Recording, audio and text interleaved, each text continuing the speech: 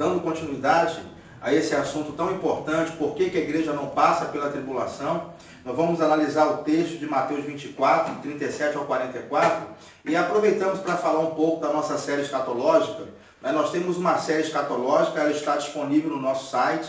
Você pode entrar lá no nosso site, www.pastorantoniolira.com.br.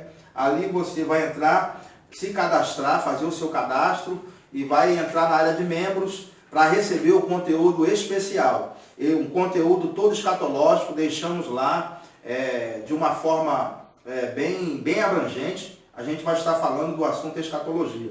Então você entra lá para ter acesso aos outros vídeos.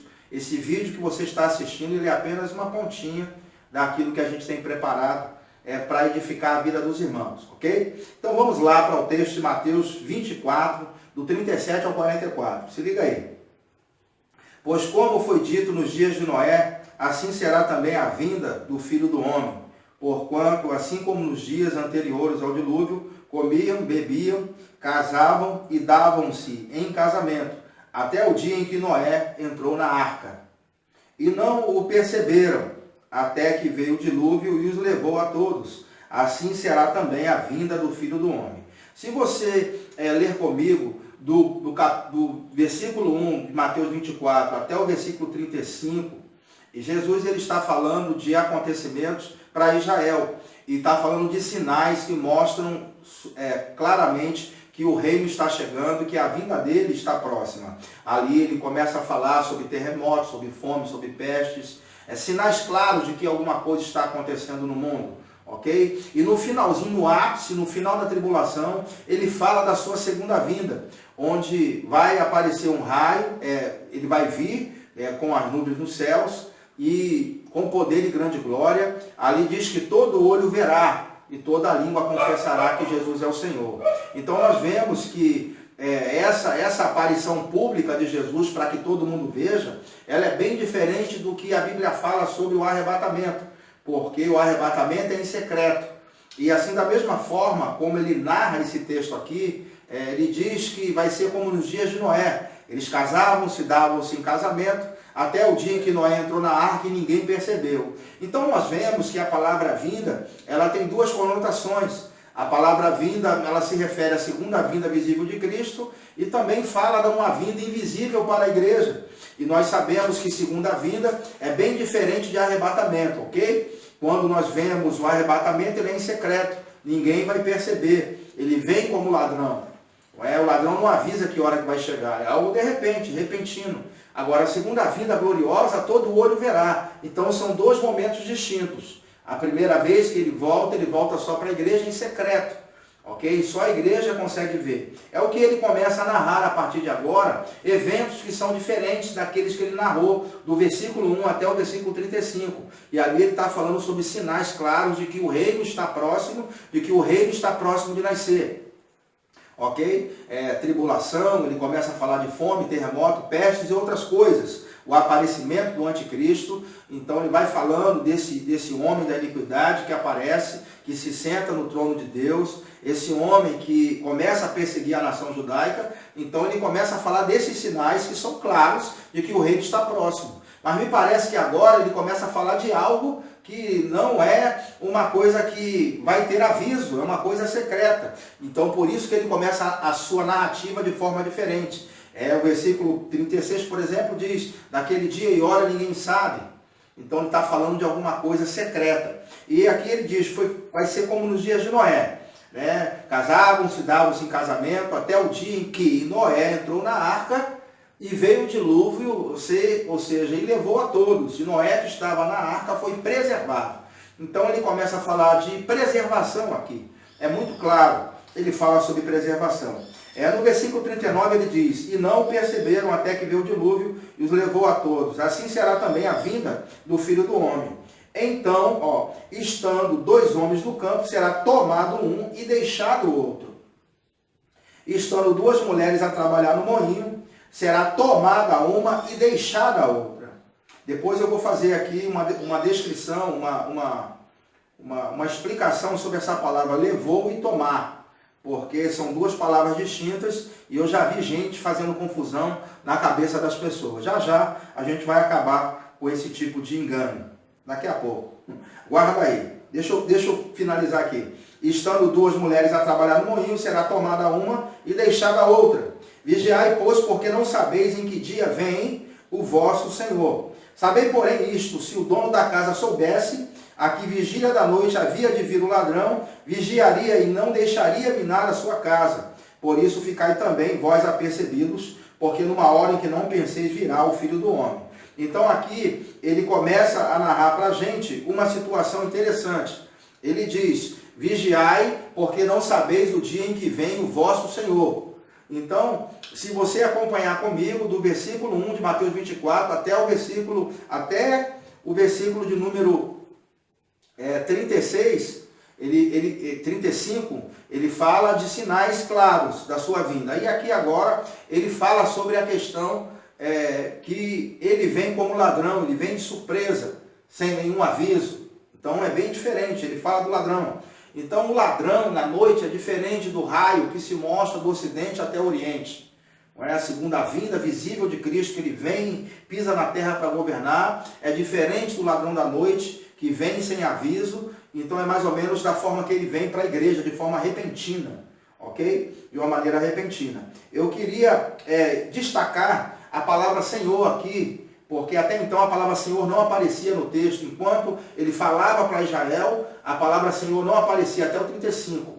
E agora aqui a palavra aparece nesse contexto, a palavra Senhor. Eu quero dizer aos irmãos que o povo de Israel não reconheceu Jesus como Senhor. O único povo que reconheceu Jesus como Senhor é a igreja, ok? Então isso é muito importante para a interpretação desse texto, porque me parece que nesse texto aqui, Jesus ele está abrindo um parêntese falando para a igreja, ok? Até então ele falava especificamente de acontecimentos para a nação judaica, até o 35, e agora ele fala especificamente para a igreja porque usa a palavra Senhor, porque Israel não reconheceu Jesus como Senhor, e a igreja sim. O único que tem um Senhor hoje e Salvador é a igreja. Muito clara essa colocação. Eu queria também agora começar a desmistificar essa questão aqui, porque já vi certas pessoas dizendo que casavam-se, davam-se em casamento, até o dia em que Noé entrou na arca e veio o dilúvio e levou a todos, ok? Guarda bem essa palavra levou, porque segundo a interpretação que deram nesse texto, levou aqui significa que as pessoas foram destruídas, foram levadas, foram destruídas. E quem ficou foi a pessoa que se salvou, no caso Noé. Olha só a malandragem. E certas traduções de Bíblia, eu falo isso porque as traduções da Bíblia também comprometem às vezes, e é bom você ter um dicionário bíblico para você saber qual é a palavra ali no original. E eu gostaria agora de trazer originais das palavras levou. A palavra levou, ela tem uma conotação de levantar, airo. A palavra levou, no grego é airo, ok? Que tem a conotação de levantar, elevar, erguer, levantar do chão, pegar, erguer, levar, levantar a mão, tomar sobre si, carregar, mover do seu lugar. Então ela tem essa conotação de mover, de levar, de carregar, ok? Então eles dizem que quando veio o dilúvio na época de Noé e levou a todos, significa que quem foi levado foi quem foi destruído. E quem ficou foi preservado. Então, na conotação deles, a igreja passa pela tribulação, ok? E aqueles que sobrevivem são aqueles que são salvos, passaram pela tribulação. Quem morreu, morreu. E quem ficou foi aquele que foi salvo. Olha a cabeça dos caras. Isso dá um nó, né, na escatologia completamente, porque a gente sabe que vai ter pessoas aqui durante a ceifa, quando Jesus vier em Mateus 25, que vai ter ficado vivo e vai ser jogado no lago de fogo. Está lá em Mateus 25, depois você lê, né, os bodes ali no caso, que estão à esquerda, vão ser jogados no lago de fogo. E aqueles que ficaram vivos, que aceitaram a Cristo e não botaram a marca da besta, esses vão entrar para o reino. Então, se ficou, deveria ser salvo, segundo essa interpretação que deram. Mas é só a gente ir na palavra que a gente vai saber. Então, a palavra levou aqui ela tem a conotação de levar e carregar. Então, aqueles que foram levados no dilúvio, o cerco, eles foram o quê? Destruídos. O cerco é esse. E Noé, que ficou na arca, foi preservado. Ok? Agora, a palavra que vem depois, falando que um estará no campo, um será tomado e deixado o outro, duas estarão no moinho, uma será levada e deixada a outra, tem tradução de Bíblia que usa a palavra levou, um será levado e deixado o outro. Tem tradução de Bíblia também que usa a palavra levado, levada e deixada a outra. Então, assim, quem tem esse raciocínio de que levou é a pessoa que se preserva, que se salva e que fica para a tribulação, usa a mesma palavra, em cima e embaixo. Não é? Então, como foi nos dias de Noé, veio o dilúvio e levou a todos. Então, os que foram levados, essas pessoas, elas foram destruídas. Aí aqui, que dois estavam no moinho. Um foi levado e o outro foi deixado. Na cabeça deles, o que foi deixado é o que ficou salvo. Certo? Que passa pela tribulação, mostrando que a igreja passa pela tribulação, mas é preservado, é salvo. Certo? Na cabeça deles. Levado. Aí dois estão no campo. Um será levado e deixado o outro. Certo? Então, o que foi levado, essa pessoa foi destruído. E o que ficou foi salvo. Mas sendo que eles se esquecem que a palavra aqui não é levado, que acontece na questão do moinho e na questão do campo. De dois estão no campo e dois estão no moinho. A palavra ali é tomado, é uma palavra diferente. A palavra em cima, que foi levado para a perdição, na questão do dilúvio, é a palavra levou mesmo, que é airo, como eu já disse, que significa levantar, elevar, erguer, levantar do chão, erguer, levantar, mover de seu lugar, levar embora. Então, lá em cima, quando Noé entrou na arca, aquelas pessoas que foram levadas mesmo para a destruição, ok? Agora, embaixo, a palavra é diferente.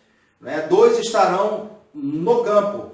Um será tomado, não é levado. Um será tomado, a palavra é paralambano. É tomado e outro será deixado. E lá no moinho, uma será tomada e a outra será deixada. Então, nós mostramos aqui que a palavra tomado é diferente da palavra levado que está em cima. Quer ver? A palavra paralambano, e é a palavra para tomado aí, ela significa tomará e levar consigo. Então fala claramente de alguém que veio tomar alguém e veio levar consigo. Então nós estamos falando claramente do arrebatamento. Certamente que não se encaixa levar, a palavra levado. A palavra aí é tomado mesmo. Jesus vem buscar para tomar consigo, para levar consigo. Então ele vem como ladrão para levar consigo a igreja e para pôr a salvo. Não na interpretação deles, que quem fica para ser preservado, passa pela tribulação e é preservado.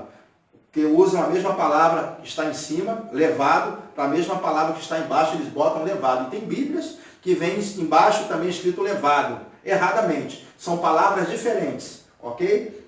Vale a pena ressaltar isso. Eu sei que só por isso aí a gente já entende que estamos falando de um acontecimento sem precedentes, onde Jesus ele vem buscar exatamente a igreja para levá-la consigo. Ok, queridos? Então, eu acredito que essa questão da palavra tomado e levado, ela ficou bem clara para você. Vamos ver aqui, Lucas, capítulo 17, do 28 ao 36, que diz assim: como também da mesma forma aconteceu nos dias de Ló, comiam, bebiam, compravam, vendiam, plantavam, edificavam, mas no dia em que Ló saiu de Sodoma, choveu do céu fogo e enxofre e os destruiu a todos. Nota-se que no dia em que Ló saiu, não que Ló ficou, né? No dia em que Ló saiu de Sodoma e Gomorra, rapaz, é tão claro como água, não? Choveu o fogo do céu, enxofre e destruiu a todos. Assim será no dia em que o Filho do Homem se há de manifestar.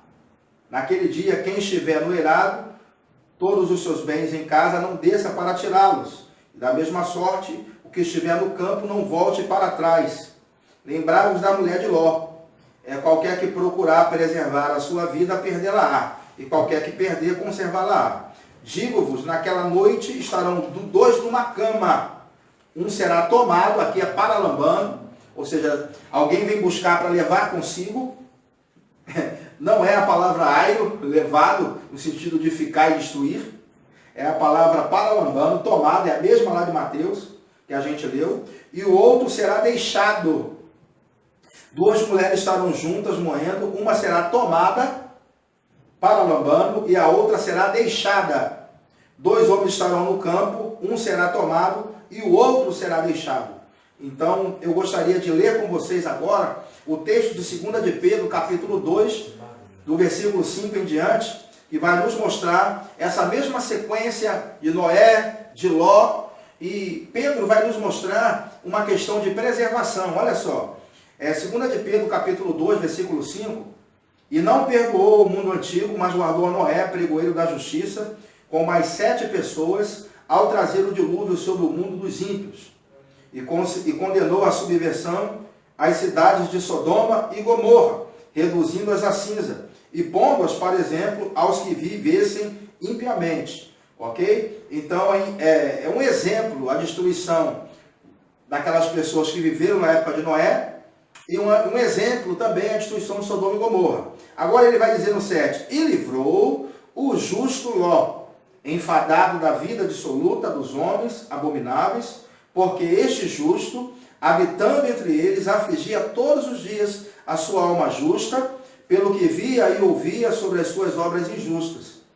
Assim, sabe, ele usa a expressão, sabe o Senhor livrar da provação os piedosos. Bem devagar, para você bem entender. O Senhor sabe livrar da provação, ou em algumas traduções, tribulação, os piedosos, e reservar os injustos para o dia do juízo, para serem castigados. Então o Senhor sabe livrar da provação os piedosos, ok? E sabe preservar os justos, reservar os injustos para o dia do juízo, para serem castigados. Ora, não pode ser tão claro quanto isso. Deixa eu dizer a você uma verdade. Okay? Todas as vezes que um exército vai entrar em guerra com outro, ele tira o seu embaixador de lá. Né? Se o Brasil for entrar em guerra com o Paraguai ou com a Bolívia, o embaixador é trazido para cá, porque o bicho vai pegar.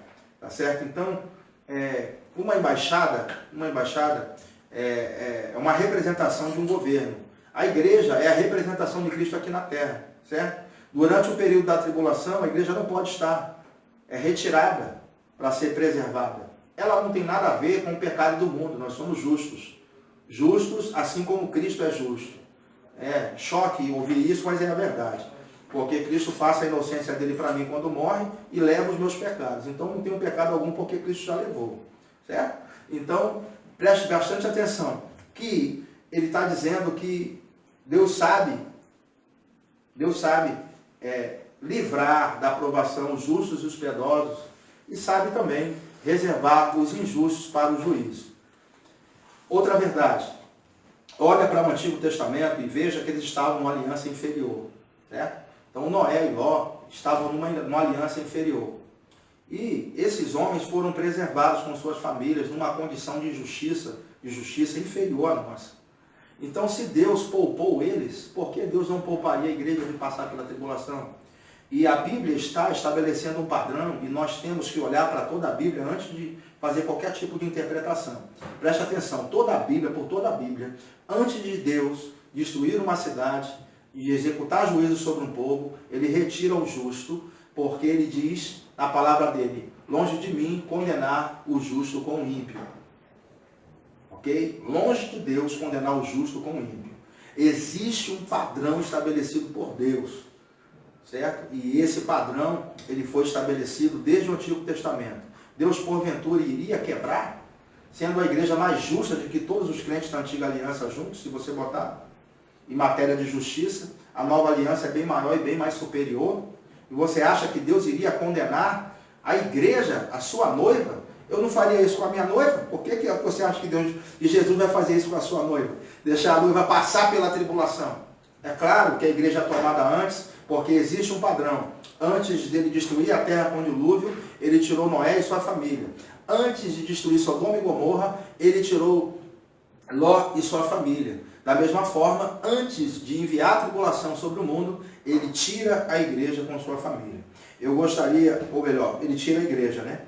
Ok? Eu gostaria agora de começar a mostrar para vocês os versículos que vão corroborar tudo isso que eu estou falando. Eu tenho tanta certeza disso que é impossível a igreja passar pela tribulação diante de tudo aquilo que eu já falei agora. Pelo padrão que Deus estabelece, pela sua justiça, para quem está destinada à tribulação, a ira de Deus, o juízo de Deus. A igreja não carece do juízo de Deus de forma nenhuma. A igreja foi santificada por Cristo. Eu gostaria de ler com vocês Romanos capítulo 5, do 6 ao 9. Vamos começar agora a esquentar. Pois quando ainda éramos fracos, Cristo morreu ao seu tempo pelos ímpios, porque dificilmente haverá quem morra por um justo. Pois poderá ser que pelo homem bondoso alguém ouse morrer. Mas Deus dá prova do seu amor para conosco, em que quando éramos ainda pecadores, éramos pecadores. Olha a expressão, nós éramos pecadores, não somos mais. Cristo morreu por nós. Logo, muito mais sendo agora justificados pelo seu sangue, seremos por ele salvos da ira. De novo. Versículo 9. Logo, muito mais sendo agora justificados pelo seu sangue, seremos por ele salvos da ira. E nós sabemos que ira aqui é o período da tribulação. Vamos continuar. 1 Tessalonicenses capítulo 1, versículo 10, que diz: E esperar dos céus ao seu Filho, a quem ele ressuscitou dentre os mortos, a saber, Jesus, que nos livra da ira vindoura. Eu estou indo bem devagar, porque talvez tem gente que ainda pensa que a igreja passa pela tribulação. Não é possível, com tanto versículo que a gente está dando. Ó, ele nos livra da ira vindoura. Vamos continuar aqui lendo para os irmãos. 1 Tessalonicenses capítulo 1, a partir do versículo 8. Mas nós, porque somos do dia, sejamos sóbrios, vestindo-nos da couraça da fé e do amor, tendo por capacete a esperança da salvação, porque Deus não nos destinou para a ira. E nós vemos que ira é esse período da tribulação. Mas para alcançarmos a salvação por nosso Senhor Jesus Cristo, que morreu por nós, para que quer vigiemos, quer durmamos, vivamos juntamente com Ele. Glória a Deus. Então, vários versículos aqui que mostram que o Senhor nos livra da ira.